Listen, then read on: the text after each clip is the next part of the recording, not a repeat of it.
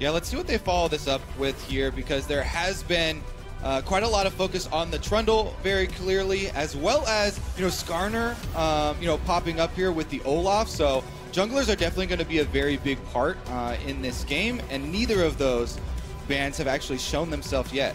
Okay, earlier Vladimir ban as well. The two players who managed to pick up wins on Vladimir mid lane so far, it's Mabel and Xiaohu. During the tournament, both actually had good games on them when they showed up and carried with it. The FlashWolves do not want to risk it being picked early by RNG, or maybe picked here on Xiaohu's position, and then they can ban away certain bad matchups for Vlad and just guarantee him a good setup in the mid lane. Along with that Vladimir ban, we're also going to see Kha'Zix be that second ban over from the side of RNG, really focusing heavily on the carry junglers this time around. We saw Kingzone do the same thing against Evos. They want to take some of that jungle potential off the board, as Kai'Sa will be the final ban from the FlashWolves. We saw her last game, but we won't see her twice in a row. So Rakan is still open, which of course opens up for the Zyra Rakan. We saw RNG play earlier today. Not anymore, now being banned away. I would say Trundle is the most likely pick and the one that would jump first in your mind, but you always keep it open a little bit for some sort of change in strategy. And if it gets locked in, I've seen RNG still grab a tank against like Zac and say, we don't care, but that was Kai'Sa playing, and this one is of course MLXG was on the field, so probably not the go-to option. The Skarner is there already.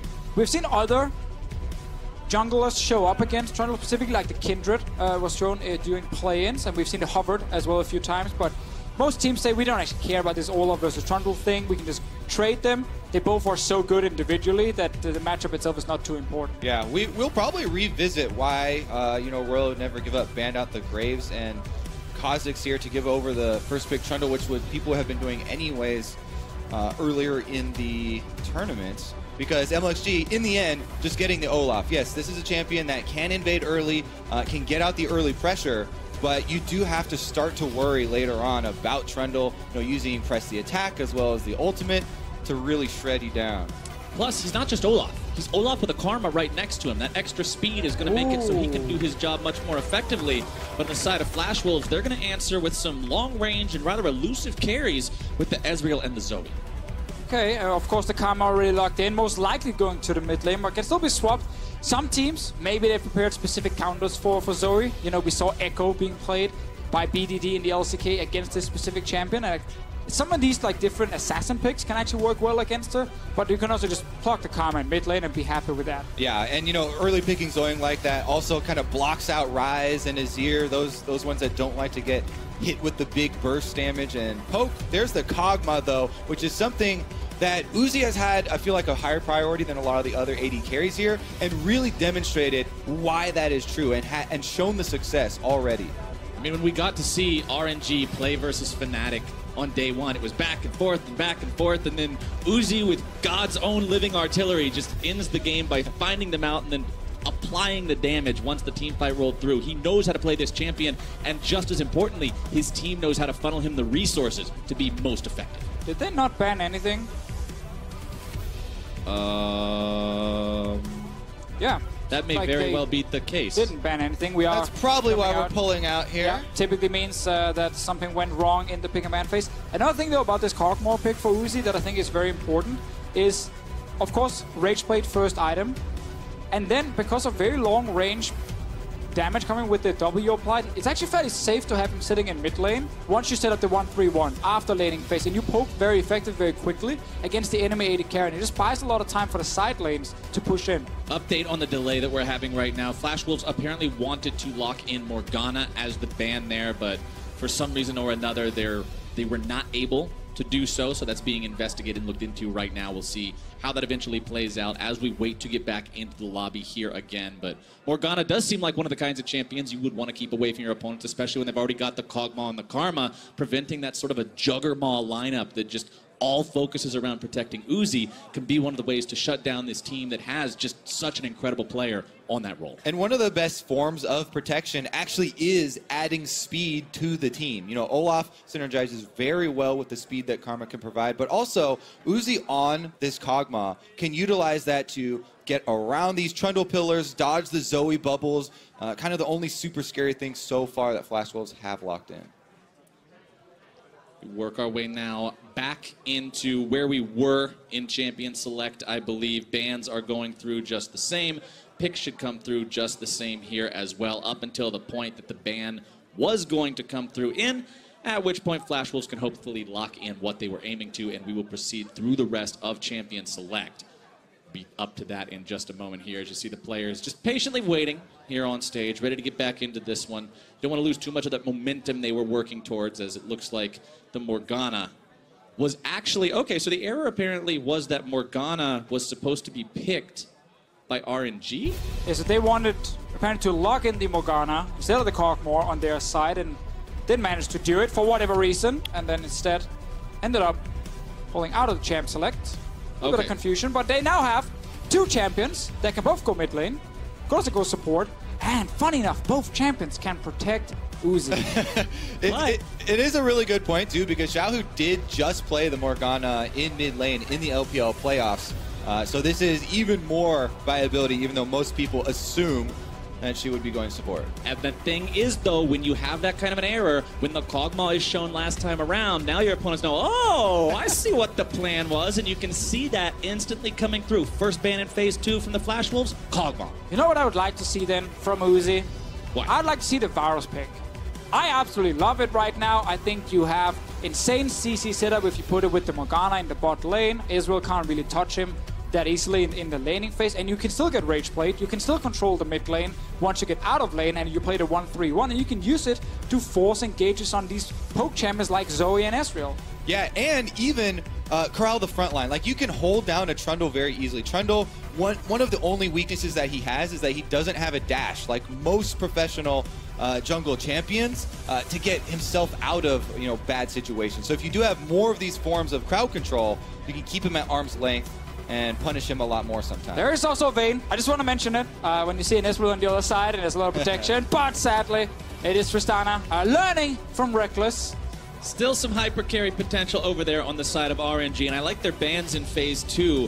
When you look at the Gangplank and the Soraka, they see the enemy team, see how it already has disengaged tools in the form of Ezreal's kiting ability and the Pillar and Zoe's Trouble Bubble. They want to keep more of that away from Flash Wolves, but if we're talking disengage, few champions can do it as well as the Janna can, and right now that looks to be the choice here for the Flash Wolves. Also, you have to pay very close attention to your lane matchups and the confidence of your laners when the Olaf is on the field. When that has been drafted by the enemy team, you'll always have to be thinking about the early game, about possible invades that are going to play off of your lane matchups. But this Janna here is very specifically just for the laning phase for Sword Art, because if you look at her ulti in the late game, like that's an Olaf with his own ult pop that just runs you down, and then it's three ranged champions that don't really care about Janna specifically and anything she can potentially interrupt. Ornn is also still available in this draft, which should just be the pick top lane for Let Me. It's a great champ against Janna because she can't really disengage from this giant Ornn ulti. We'll see if that's what RNG wants to go with here. That top lane will be their final pick, and it will go up against the Cho'Gath of Hanabi. Okay. And they'll go with Maokai here instead, wanting plenty of engage, just not quite in the form of a giant lava ramp. I'd probably take Ornn on my side, but RNG, different plan. Because Maokai is actually one of the champions that Janna can knock away, if it is. Maokai is also one of those champions that you talked about how one of the best ways to protect teams as well. is the speed. But the Maokai benefiting from, I mean, you have the Twisted Advance, but it's such a low engage range, right? Well, Karma just makes him fast. There's also the thing when a Zoe jumps forward, you can point and click onto her, and actually you can engage that way as a Maokai. So there is definitely reasons behind it. The point was, tank top lane that can force a team fight.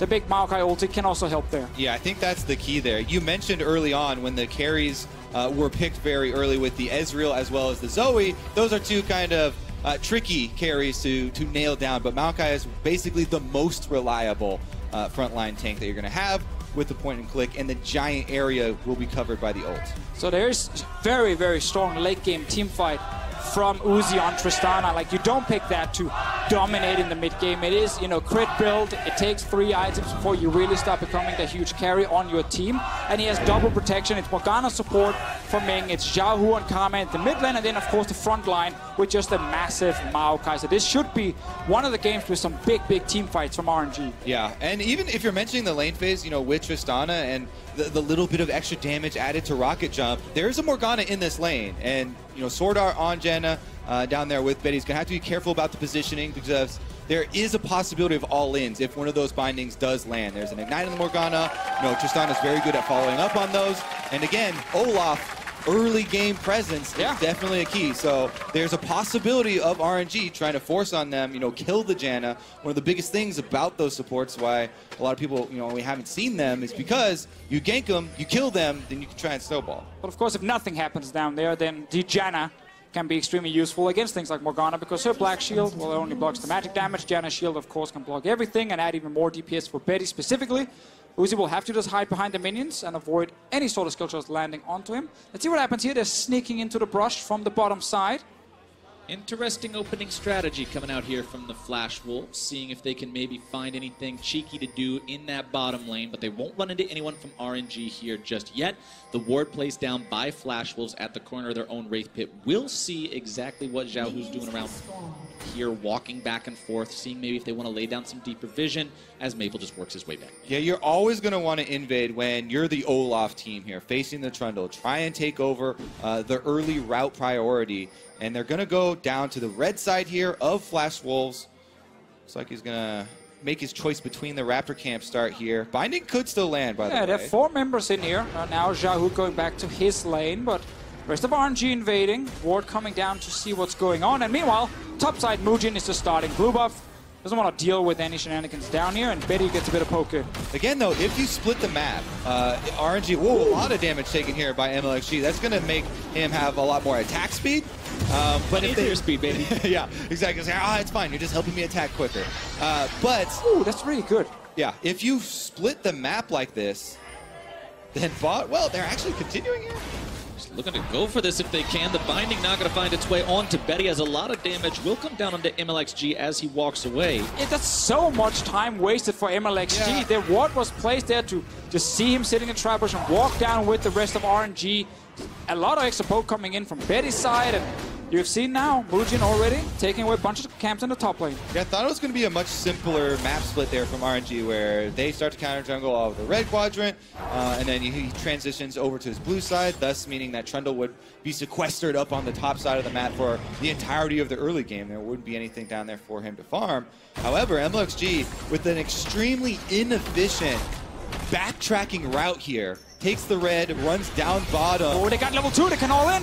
Level 2, Ming in some trouble, trying to flash out of this one. He'll also use to make sure that support stays alive. So Ming right there. Actually, let's see what happens here, because MLXG, he's very low, but he's behind enemy lines. Saw him too. Maple got eyeballs on him. MLXG hit him with the gun. has the flash. He has the flash, but that's a full HP Maple. He's trying to get away from this one. The Ignite is down, and First Blood with double buffs on the side. Over to Maple. Completely ridiculous backtracking here for RNG as, MLXG, and this isn't more of the MLXD that everyone likes to meme about, but the red buff, revealing yourself twice, the check here from Maple, he definitely deserves credit, going to find this, but you have to say, returning to the Raptors afterwards, it's just so greedy. You're basically hoping the enemy mid laner will not check, or there's no ward possible that could have spotted you. Yeah. This is obviously just an easy kill. You have to coordinate that with the Karma. You have to be like, okay, I've got the Zoe under turret. She's definitely going to be here. We can go back and try and right this. But all said and done, this is going to be a nice lead for Mujin on the Trundle, just skyrocketing in front of the Olaf. And this is still one of the problems with MLXG and his playstyle. If we just look at the last few years, there is a lot of risky plays being made. It felt like he realized he lost out on the early game by obviously having to go down to the bottom lane. The gank didn't really work for him, and then he wanted to try and get something back. Instead of just taking his camps, the Crux and the Grump, and then recall and accept that, yes, you didn't get the perfect start, he ends up actually giving over now double buff plus a kill to Maple, who's been one of the best performing members on Flash Wolves during these last few days. And we always talk about wanting to see these pedal to the metal plays and don't bother tapping the gas, don't bother tapping the brakes or anything like that, but sometimes you need the brakes. There's a reason they're there on the car, and for MLXG, he's now finding himself cruising around in the slow lane behind Mujin. All right, well, now he's in the brush and he gets the first axe. All right, Mujin trying to get away from this when the jump comes in. Black Shield also onto that 80 carry. Uzi walking himself back. The flash now down from Mujin. As you can see, MLXG getting himself out, using the Predator to do so. Yeah, that's going to be a decent cooldown early on in the game, but he's very happy about burning the flash off of Mugen by waiting in that rush. Meanwhile, mid lane, Maple feeling very good about the double buffs. Going to get a little help pushing, it looks like, from Mugen on the way out. Maple picks up a redemption for himself there as well, so he can always use that to keep himself topped off as they push up here. And of course, they have the Raptor timing because it was a very easy counter jungle there from Mugen because, you know, they saw Olaf very clearly on the bottom side, and Maple is going to help him continue on with the split. Oh, this is early. He's only level 4 on the Olaf, but Xiaohu is on his way down. This is from him potentially, but the blast cone is obviously gone because MLXG took that one. Xiaohu ends up going back towards the mid lane. MLXG has to run back. They've definitely been kind of flying by the seat of their pants here for RNG in this early game. You know, he doesn't go for the second Raptors, and that is going to be, again, more and more of a lead for Mugen on the Trundle. This is what you want in the Trundle-Olaf matchup from the Trundle side. He's going to be able to get up close to his level 6 and get his ultimate, and he already has a challenging smite to fight with. And while we had all the pressure from MLXG towards bottom side, Uzi still went back to base and only got a pickaxe for himself, so didn't get the full cash in with the BF sword. And he's of course doing fine in the laning phase. He will grab a bunch of minions here, and of course Uzi can play laning phase very well, but when you are getting ganked level 2 and then right after there's a chance of another gank happening, it's very hard from Betty and Sword Art's side to actually control the lane. It gets a little bit crazy. Uzi will get enough farm for himself. Maple jumps forward. And look at the stat comparison between these guys right now on the screen. You can see so far in groups, they're among the best in terms of AD carry performance. First and second in CSD at 15. First and second in terms of forward percentage, how aggressively they play the lane. And gold difference at 15. First and third, the only time where it's not one of these two being the top two.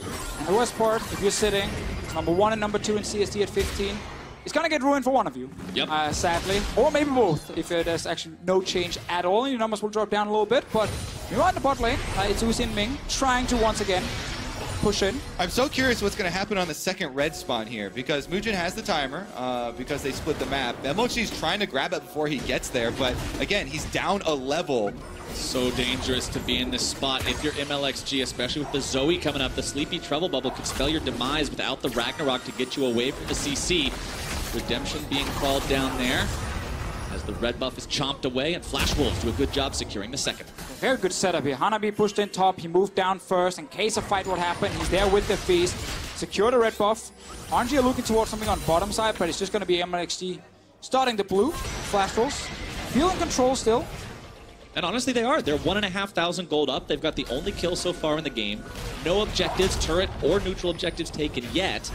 First Drake is Ocean, so we likely won't see a ton of priority on that here too early, as Flash Wolves will clear out some wards there in that bottom part of the map, also grabbing the Scuttle Crab for themselves, keeping Sword Art and Betty that much safer as they continue to push up here. Yeah, we continue to look at the pushing lanes and where we're going to see Trundle get more and more offensive. They're able to get the Scuttle Crab for themselves, a lot of vision in the river. Mugen has plenty of camps to retreat to, whereas MLXG here on the Olaf, still not level 6. Not a lot of options, but he might head to the top side. That'd be one of the few. He would definitely want to grab his Raptor camp, but a Maokai does have crowd control to try and set him up, and if he gets level 6 off the Raptor camp, then there's a possibility of trying to track the Cho down instead. Hopefully should get it here. He doesn't have that much more EXP to go, and there we go. Level 6 for MLXG. Ragnarok now online means he'll be that much scarier, but like you said, how can he use it? Where's the opportunity? Like I said, Maokai would probably be the best setup, but even then, Hanabi does have some, exit paths. You can put the Rupture on yourself, try and get some knockups, and then... Or just buy enough time, maybe a potential counter gank come in, and then suddenly you turn it around and MLXG fall further behind. Flash was though, they're very happy playing bottom side. This is how they've been winning almost all their games back in the LMS.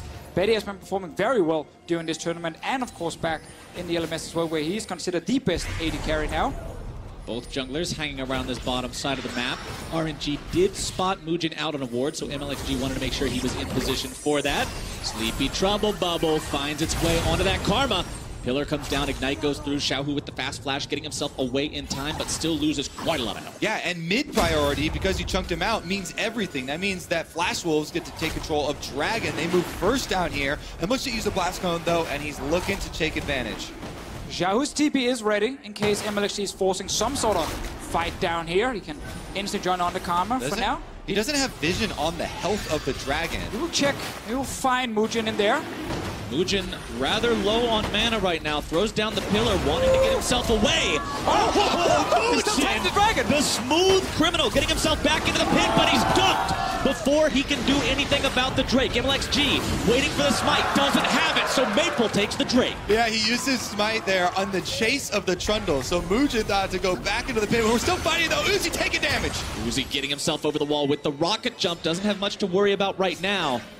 But that was oh so close on that Drake. Oh, MLXG maybe chasing. Nope, nothing else here. Mujin definitely did not want to flash back into the dragon pit. He wanted to go to the other side of that little wall. I thought he was going to have his smite ready and he was going to have the 300 IQ get back in there and use his smite on the dragon. But look at the cooldown here. I don't know if that. Where did he go? I don't know if that's reliable. But look at the cooldown. If that is reliable, sometimes the visuals aren't quite right on the replay. But if that was reliable, it was very close, close to being the play. So now we talked about how the 80 carries were sitting at the tops of the charts of the stats so far in MSI. Well, forget the tops with an S, just the pure top of everything right now. Maple so far in this group stage, 37. KDA, 636 damage per minute, a third of his team's total damage. The man is a monster. Yeah, and this makes me so happy because it actually reminds me of MSI 2 years ago. When we played in Shanghai, we had Maple, and he was sitting as #1 in terms of all the numbers from mid laners. He was just going completely crazy in every single game he played. But last year, it was just not the same story for him. He was not able to execute mechanically in a lot of these fights. He fell behind in his laning phase, and he was just not the same player. But this year, he's kind of found his form again, and he's become one of the big names on Flash Wolves that you always have to look at when it comes to who can carry the game. Yeah, he's doing everything. Here we go, though. Xiaohu does roam up to the top side. Gonna be in some trouble here. Already spent the flash, and it's 1 versus 3. That Cho'Gath is not long for this world as RNG collapse and take him down. Counter gank not going to be there in time as Mujin has to walk away from the evil Christmas tree ruse. Got to gank in the top lane, Kobe. Yeah. Wasn't just MLXG. Exactly. Xiaohu's taking matters into his own hands, roams up there with the Karma, and they do find themselves a kill. But again, Flash Wolves feel pretty good about the way this early game's going. Oh, maybe he might get jumped. Losing quite a lot of HP there just from that initial blast from Betty. True shot barrage flashed away from. I like it, forced the flash. Ming, of course, knew he could always dodge it, but still getting a big summoner. Still though with the RNG, they did wait until a Drake had been taken already before they went topside. They didn't want to give away any free objectives. Down the bottom lane, though, while Uzi is staying even in CS, he's been under pressure in some of these small fights near the river. But as long as he's farming, as long as he gets ahead, later on in the game, it's enough. A lot of damage. Half HP through a shield. Zoe, by the way. Maple looking so good in this game. He was able to check for the kind of return route of MLXG early on, getting that double buff and not giving him so much mid priority. Then he's also able to finish off the dragon and grab the Ocean Drake for Flash Wolves after Mujin went down. Also roaming around now to the bottom side. A little bit late, though, as RNG have already secured their blue. RNG with that blue on their mid laner means they're in a spot to defend against this aggression coming out from the Flash Wolves here yet again. Betty will get himself back over the wall. They decide without the blue buff to fight for, there's not much of a reason to hang around. But we keep seeing just like the Flash Wolves bot lane push into the turret, and whenever they're near the turret, Maple and Mujin, they're ready to move down to the bottom side just in case RNG TPs in and a fight happens, because then they know they can defend this Ezreal, who's super important for the mid game. It's always the big thing, Ezreal versus crit 80 carries, is the mid game when you have 2 items, tier fully stacked and a Trinity Force, you're just so much stronger and you can force plays. So they want this bot lane turret, they want Betty to get ahead in this game, and then just use the next 5 to 6 minutes on trying to snowball the game before Uzi can just sit and pick up more farm. A little difference at 15 so far in the group stage. You can see there on your screen, plus 3,000 for the Flash Wolves. As this game, they're only sitting at about 700 up over RNG. Still a lead, but nothing to write home about. More defense coming in from the RNG side. Xiaohu setting up shop down here now. Seems like he's spending a lot of time helping this bottom lane defend because they realize Flash Wolves are investing plenty of resources of their own down here. And Flash Wolves has a very good 4-man siege. Trundle Pillar makes it very difficult to dodge Ezreal Qs coming out and spells from Zoe as well. So with an Ocean Drake, Flash Wolves can easily siege up and return to these sieges and constantly keep pressure on RNG, kind of forcing RNG to squirm a little bit and feel the pressure of creating the play. Effortlessly clearing out these waves as well, as Uzi will now be put here in the mid lane. But wow, what a lot of damage. That was with no bubble. Get out of the mid lane, Uzi. Meanwhile, we might get a fight, or Flash will just at least force them away. This bot lane turret is so low at this point here. Just want to secure it, then send the Ezreal back and spend all the gold. It's a great position for Flash Wolves to be in. Remember their AD carry is injured. And this time, MLXG and Xiaohu coming around. Mujin trying to get himself away from this one. Goes ahead, drops the subjugate, keeps himself healthy. And now it's actually a very weak MLXG having to run himself away from this one, down to about 1/3 health. But very important that Flash Wolves managed to disengage it, because this was the first time Mabel was still in the mid lane by the time they were actually getting to the turret. Luckily for them, nothing happened. RNG gets to step away themselves, but they will lose a turret for it. Again, the pressure takes its toll. Uzi was so low that he was not a part of that aggressive move. Even though they had 4 members technically there, Uzi was recalling at the tower because he was chunked so low on the Tristana. And Olaf, as a champion, works so much off of pressure and trying to run at them and force your opponents to run away. If they can stand and fight in even terms, you immediately have to turn around. And that's why it's so scary for an Olaf not to have such a big early advantage. And we have now seen in the previous games and back in the LPL, like RNG play a lot of these like split push 1-3-1 comps where Xiaohu can be in a side lane and be very strong, and someone like Let Me or Zietai, who of course is not here for the team, can sit in the other side lane and try and pressure a little bit and set up a potential gank play with Xiaohu and the top laner.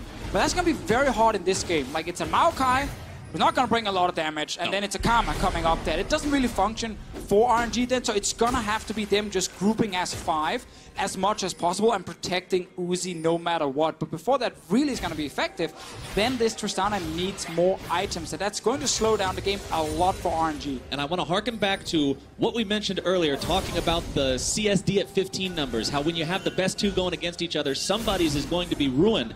And right now, it's Uzi who's falling behind in farm when you compare him to Betty, to how much he's farmed up already. 167 here on this Ezreal, doing a great job keeping that economy topped off. This is Flash Wolves' time to dictate how this game goes. They've got the 2-item Ezreal with a Janna right next to him, and the regeneration of an Ocean Drake. Once again, just siege up, throw out your Qs, even have Trundle pass by, throw the pillar down so you can land more of your skill shots, and just continually, slowly gain advantages, or quickly gain advantages by hitting all your skill shots. Speaking of those skill shots, that's how you dial them in. I've seen so many Zoes hit bubbles into missiles, but Maple Zoe doesn't even need the bubble first. He throws the missile out and finds the damage anyway again. 3 times now we've seen it very recently as the push continues. Important members chunked low on the side of RNG. We're also just seeing how hard it is for RNG to kill the wave fast enough. Like, Karma will just hit a bunch of the minions, but not the entire wave, and instantly one-shot them. Uzi doesn't have static shift yet on his side to try and assist either, so it's very easy for Flash Wolves whenever a wave hits the turret to actually hit or shoot multiple skill shots. It's not just 1 round, it's 2 and 3 rounds.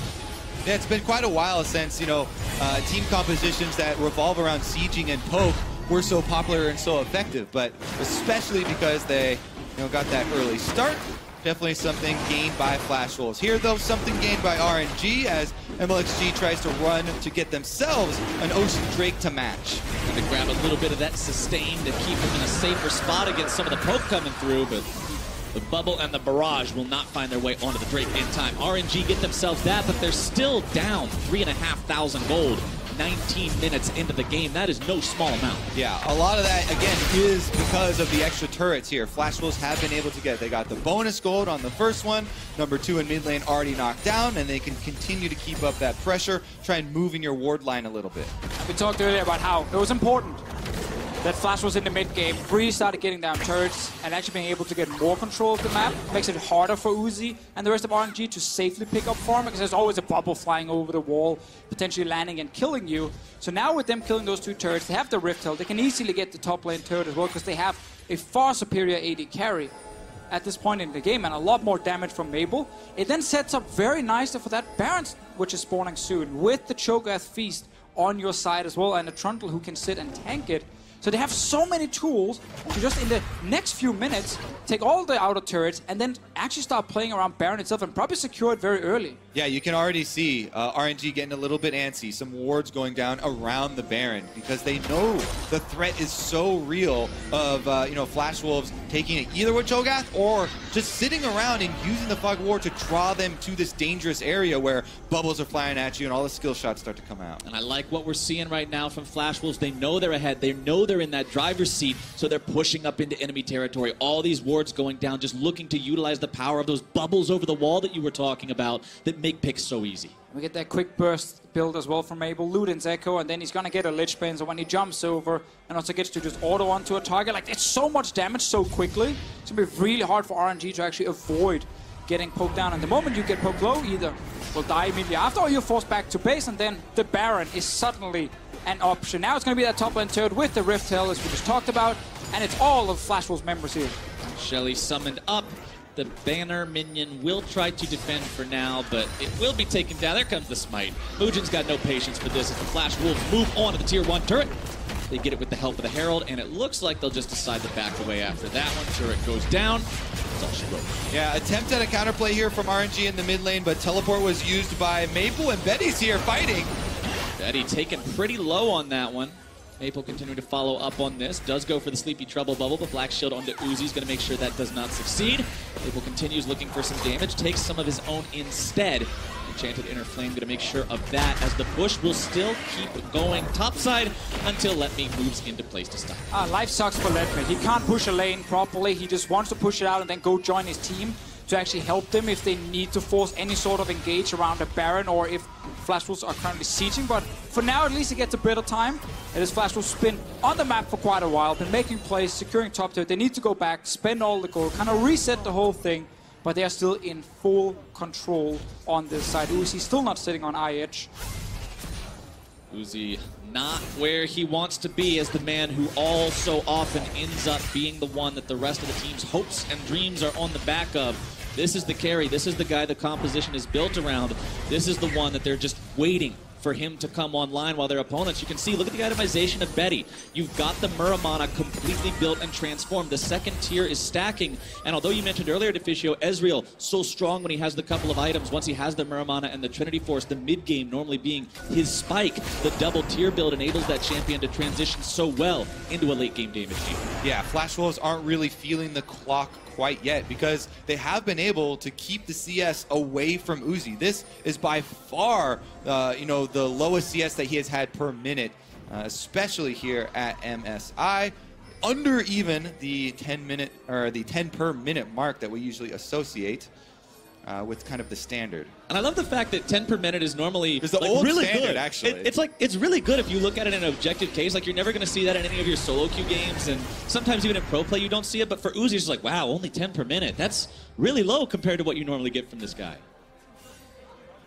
But it is still the reality. It is still where RNG is right now in this game. Still 5,000 gold behind us. They will be able to pass their red buff off to that AD carry. And what I want to see now is Cho'Gath put the banner down bot side, feast the enemy banner minion, and then you guarantee the push, and you can just walk up to join your team if you want to start making a play around Baron, because the cooldown on feast is very low at this point from, so it's going to be ready fairly soon, and the Maokai just struggles to deal with the banner command minion himself. There we go from his side, and Let Me is already on cooldown. I actually just go back to see if Hanabi just decided to feast it. Probably did. Meanwhile, mid lane we have a collapse from RNG. Betty in some trouble. The CC comes down. The damage goes through. Goodbye, Betty. Uzi grabs himself kill number 1 of this game. Righteous Glory and Flash used from Let Me to force this one, but they were able to take down the AD carry, so finally RNG have some breathing room to actually work with. And that was a very small window. Before Hanabi had started his push with the banner, Let Me just walks into mid lane. It's not communicated properly by Flash Wolves,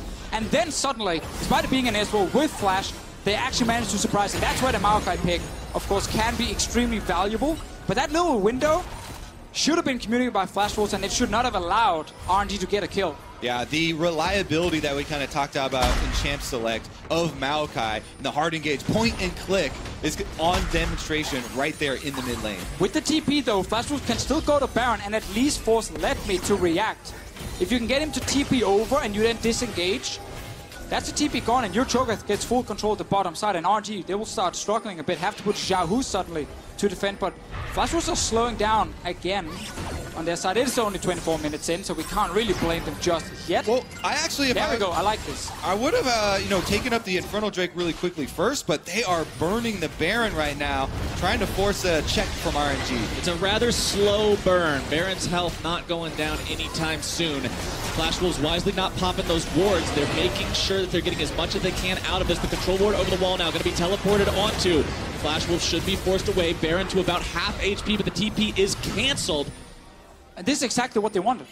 They knew it was going to be risky to just rush it down. There might be a giant team fight, but they get the TP from the Maokai. So now they can actually reset again, go back, push another minion wave, and you can at any point with your double TP start a new Baron.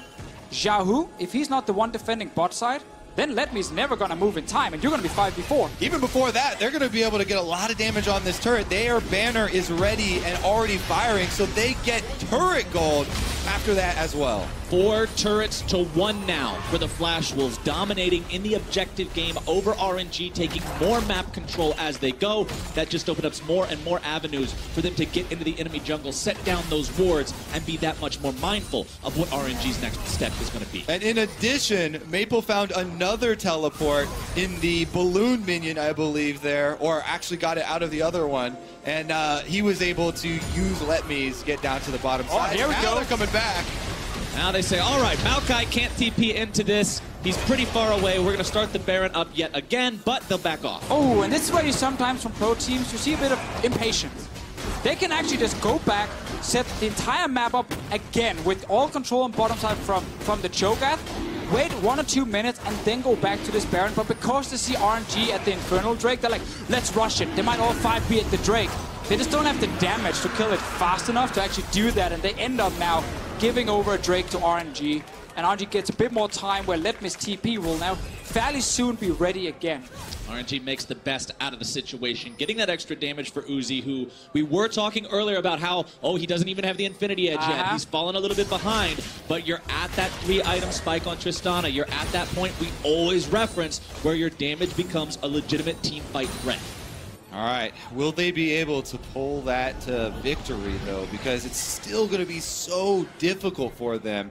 No flash on Let Me for the Maokai to get all the way back to lock down one of those carries. So he's going to have to get a little bit more creative, and that becomes difficult when Flash Wolves have such good vision control around the Baron area. May not have the flash, but he does have the karma. He does have the righteous glory. There's still avenues to make this work. They just used the banner in the mid lane trying to siege again, but that's where Uzi is sitting. He can kill this banner very, very quickly. It's on the side lanes where there's the 2 AP champions that struggle to deal with it. They can actually, well, just have to see it push in. Xiaohu already pushed the bottom lane. Banner is still alive, but it's gonna die now. And Flash Wolves, they're trying to force mid. They looked like a team who wants to go towards Baron, but RNG, they're around. They should be ready to fight. Ming's been doing a good job with these black shields here, too, trying to protect Uzi from either the impact of the Trouble Bubble or, if nothing else, the sleep component afterwards. Fujin throwing down the pillar, trying to keep his opponents away. Baron is down to about 2/3 HP. RNG have no vision on the pit. They don't know what the health looks like. They don't even know that Flash Wolves are on it. RNG are going to end up giving this away for free. It's taken down to 1,000 HP just as the sapling goes over the wall and the Feast secures it. Flash Wolves get it clean. I mean, it's a difficult situation to be in, but RNG now going to be in a worse position as the Baroned up siege power is going to come through. And again, they still have such an easy time here with Trundle Pillar kind of taking away a lot of the extra room you have to dodge with the skill shots coming through. So you have to have your eyes on Let Me, on the Maokai. When he goes Righteous Glory and Flash, they're going to have to kill that target. And it's going to have to be Betty or Maple that they get with it. And one thing I want to point out as well, both these champions, these frontliners on the side of RNG, Olaf and Maokai, get so much out of healing. Executioner's calling on Betty means that's going to be shut down. I like to see that, but before here, Flash was ended up getting the Baron when RNG, they were actually all around. I just went back and checked. Xiaohu's blue trinket was ready for 10 seconds where he didn't use it.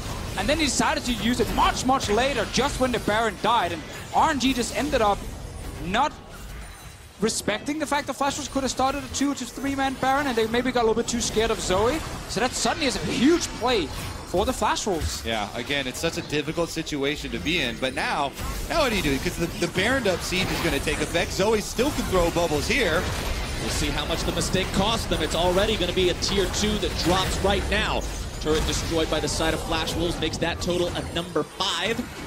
As the trouble bubble is barely stepped out of the way by Uzi. Flash Wolves continuing the push here in the bottom lane. Let me taking a chunk of damage, knocked up into the air by the Rupture. Banner Minion continuing to fire with the Baron buff from the safety of its range. Means Flash Wolves is comfortably laying siege to this base. They take down inhibitor turret number 1. Moving now onto the inhibitor itself. Uzi's taking pot shots from the side and getting a couple of chunks down, but now actually they force Malachi in there.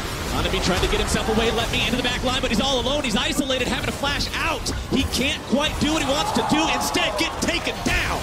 Maple grabs that kill there for himself. Xiaohu trying to get himself away, but it's Betty who grabs the kill now onto MLXG as Uzi retreats with the remaining members of this team. Flash Wolves want to push to find the win right here. Baron buff enchant on the minion wave. Nexus turret number 1 taken down. Nexus turret number 2 will swiftly be the target. Uzi shielded up, but where's the damage? What can he do? Nexus exposed. Betty off the side, wanting to take this one down. Uzi looking away, can't find the damage. Flash Wolves win! 4-0 for Flash Wolves. They remain undefeated here at MSI. What an opening for them. And they controlled this game here. They knew exactly what they wanted to do in the early game, and they start setting up, killing the turret, and it was all about Baron. They control this group stage here, Deficio. Highest record in the entire set. And congratulations, well-deserved victory. One of the teams that found their way here fighting through that last part of the play-ins. Remember that this team had to go through that extra step to earn their spot here in the MSI group stages, and they're the ones, not Kingzone, not RNG, not Liquid, not Fnatic, not Evos, not anyone. These are the ones with no defeats still on the record. And they're playing so well. Like, you look at the LMS region, and it's just dominated by the Flash Wolves, so it feels like they're going to enter an international tournament not being too strong, but they're currently just beating everyone left and right. In this game here, like, they showed full understanding of how to snowball with the Ezreal and then playing around the Baron. It looked like it was going a little bit too long. Uzi had gotten his items. It felt like, okay, now RNG maybe can fight. But then they started with 2 members, and RNG just like, well, I guess they're not doing it, and just kept waiting around. At the moment they got it, they just won the game. Yeah, I mean, you kind of think that's the only way that RNG could get in is, oh yeah, Uzi needs to get some more items and stuff, but as he gets more items, there's also a tank shredding Trundle on one side, yeah. And it's very hard to get back to these carries. The Janna pick for Sword Art worked out so well when we're so used to seeing them like, Sword Art is a playmaker. They're going to play around him, you know, with Heart CC champion, he's going to create all these openings for the team. He was like, you know what? We're just going to go with the Janna, some siege, keep on shielding, slowly wear away at the bottom turret, yep. And delay, you know, Uzi's income and delay those crit items from building up. And while it is